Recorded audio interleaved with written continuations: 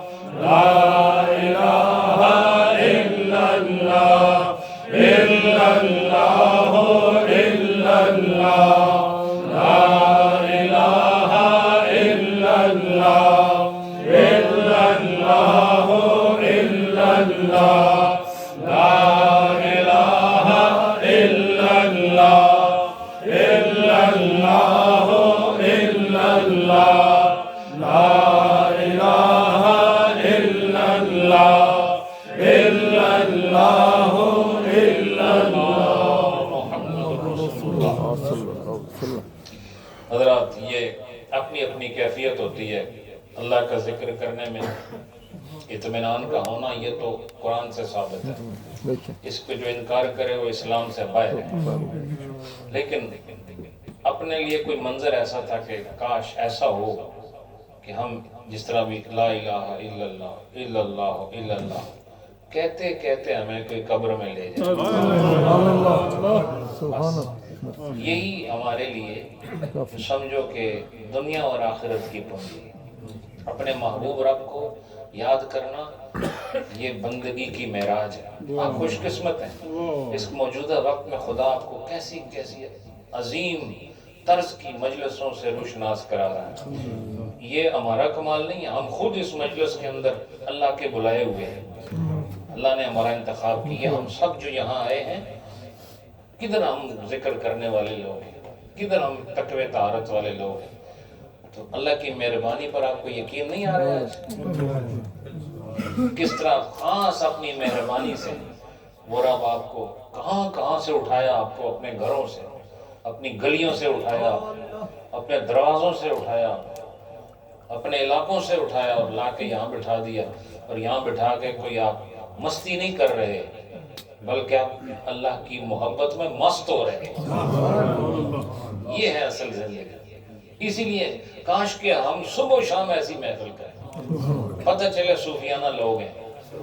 ये जो हम महफिल हफ्ते के बाद करते हैं, मैं वल्लाह सही बात करता हूँ, एक रूहानी निज़ाम में इस तरह की महफिलें सुबह शाम होनी चाहिए, तभी तो मज़ा है।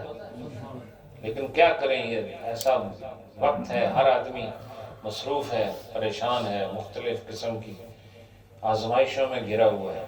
लेकिन असल ज़िंदगी यही है, कमाओ रोटी, अपनी हलाल रोटी, उसके बाद खुदा का जिक्र किया। खूब जिक्र करो, खूब जिक्र करो। अल्लाह सलामत रखे। अल्लाह